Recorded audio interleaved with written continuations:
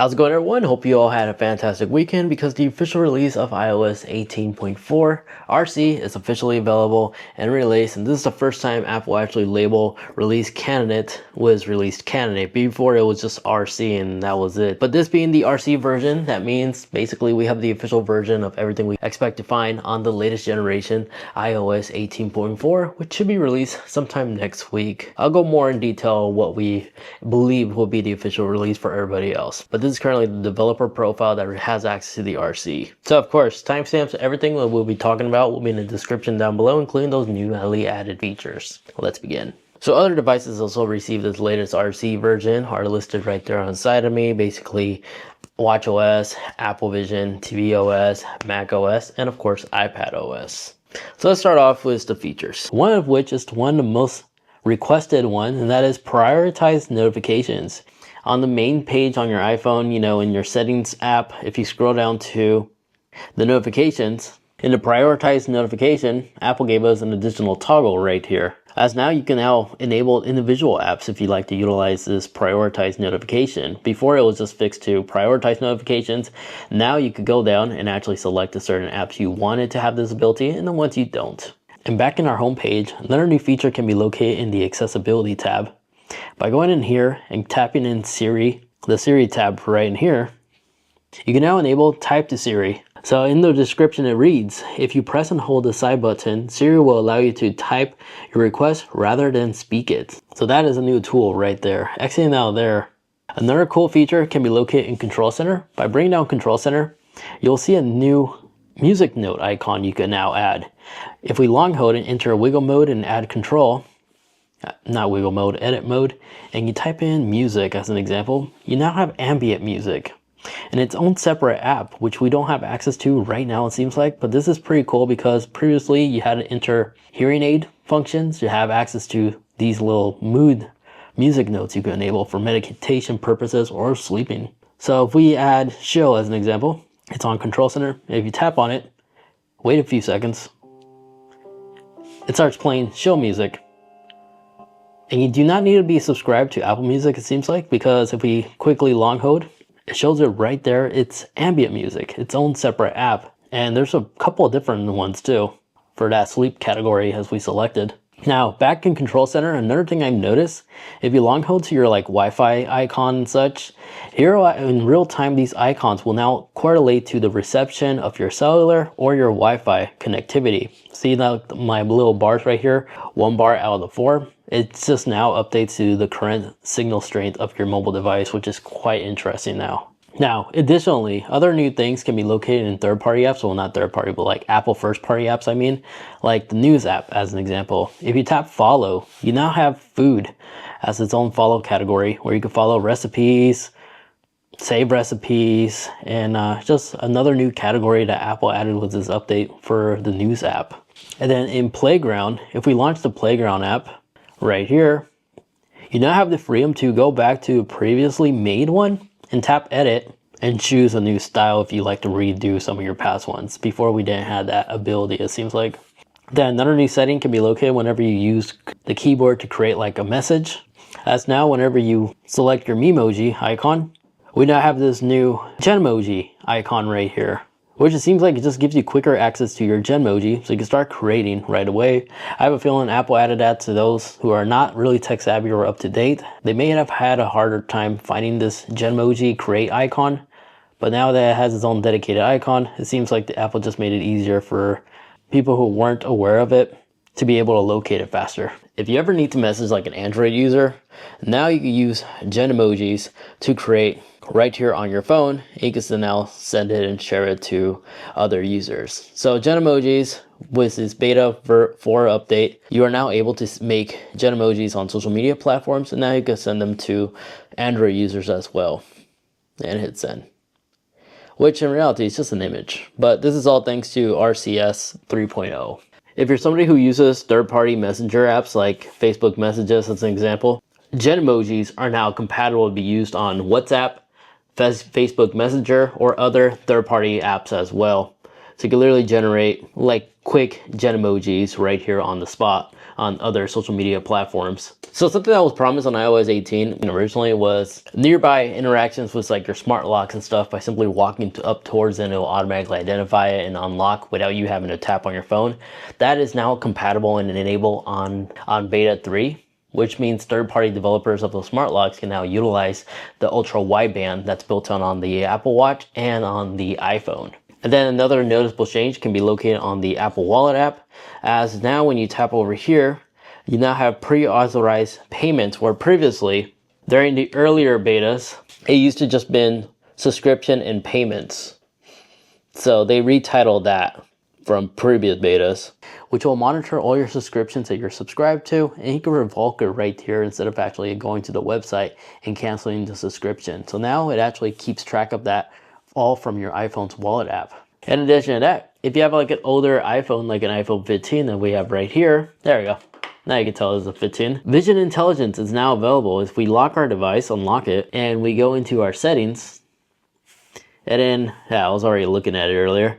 If we in the setting page, if you go down to the action button tab, here we now have, again, visual intelligence. And by selecting this, now we finally have the freedom to use the action button to immediately launch Apple Vision, or Vision Intelligence, I should say, which on newer iPhones is typically powered by this little side button that grants us access to that new Vision Intelligence feature from Siri with Apple Intelligence. And this basically just scans products and tells you exactly like what it is, an example. So if I scan this to give you a real world demo of how this works and tap search, it's going to use Google reverse search imaging and then try to select the case that I just took a picture of, which needs improvement because all this is wrong, but it could also be my fault. I just took a bad angle. But if it's something obvious, oh, there's the actual case right there. But if it's something obvious, like a translation, like translating this language on a sign, it will immediately do it without any issues. But when it comes to odd products, like weird shaped things, it could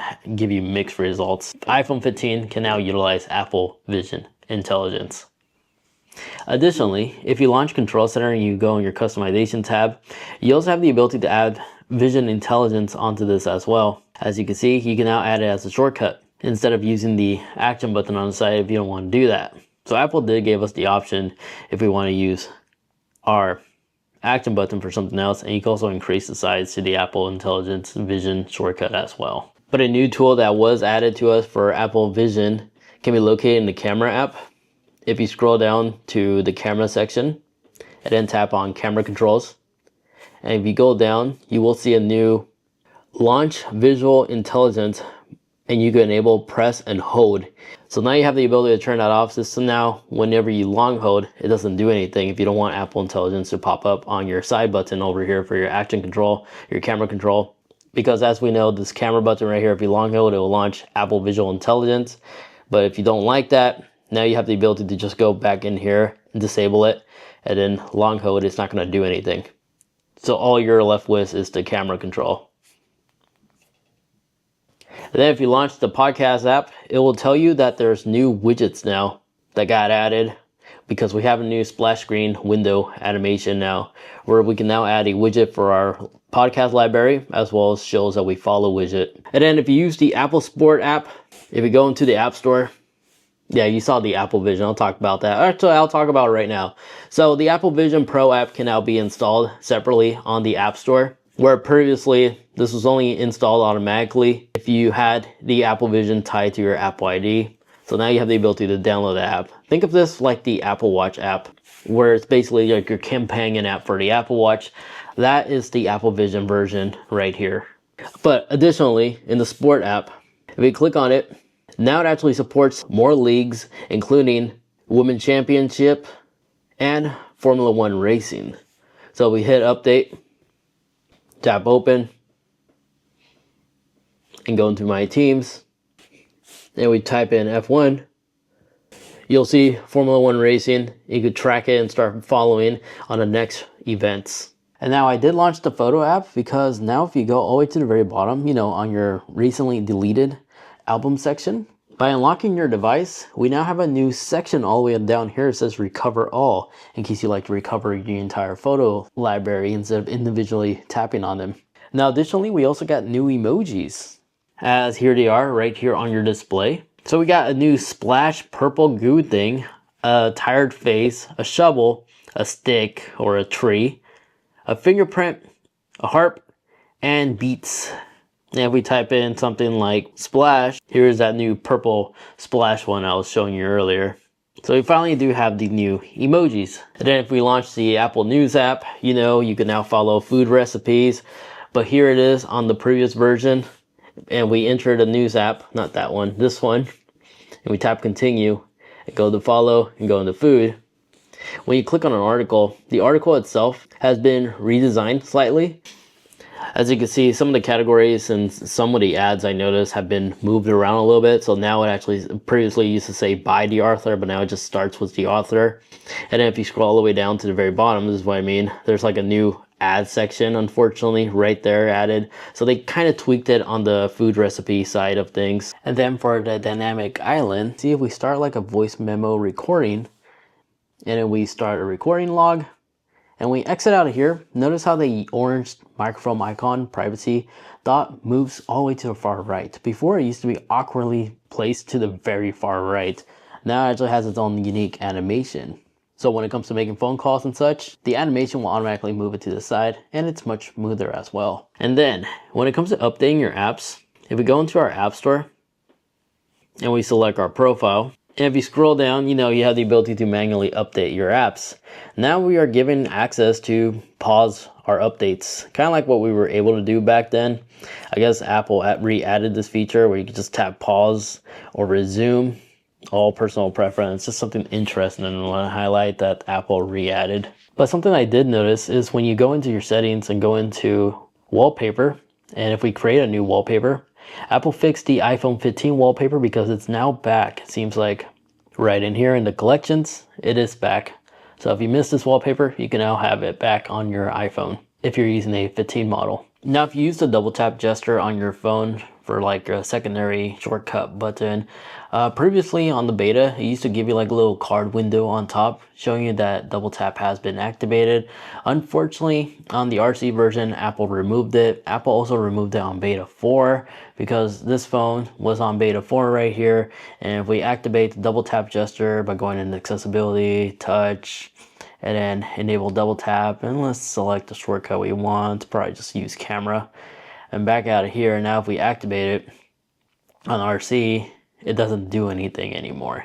Even on beta 4 it wouldn't do anything. So unfortunately this double tap doesn't seem like it made it on the RC version. Now for CarPlay users, some CarPlay users have been reporting that on their larger screen vehicles, like an 8-inch or bigger CarPlay display, some users have been reporting they've been seeing an extra row get added of apps. So if you have a large screen vehicle, you may see an extra row get added finally on CarPlay. And then if you have AirPods Max with USB-Cs, these now will support lossless audio. So long as you have the latest USB-C version of AirPods Max, you will get this update when you update to iOS 18.4. Now let's see what kind of Geekbench score we are getting on the RC version of this latest beta version. So let's go ahead and hit run and let's see what we get. Alright, so here's our results, but before we do that, let's see if our thermals remain the same. We've always been averaging around 90 Fahrenheit. Actually, it seems like it's running cooler. So it looks like thermals have definitely been improved with software update, apparently. Well, throttle management, it looks like it's not throttling as much. So it's cooler than what we've seen in the past, but these are our scores, 34 in single core and 85 in multi-score. And I did took a screenshot before I updated, and our numbers were basically this. So alright, so we didn't really see an improvement in terms of performance. 34 and 85, exactly the same, even on a new one.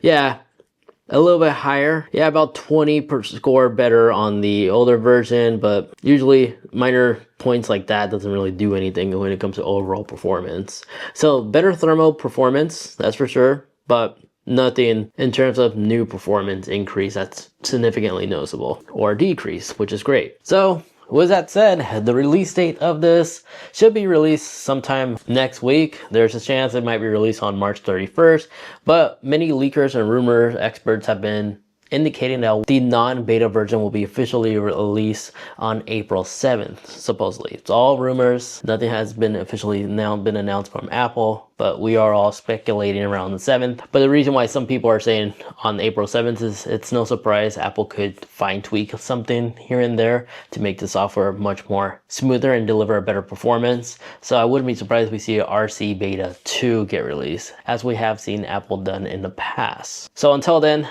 if the release does happen sometime sooner, I'll be sure to make a follow-up video on that day when it becomes released. Other than that, there you guys have it. Now you are in the loop in terms of new features coming out on iOS 18.4. Thank you so much for watching.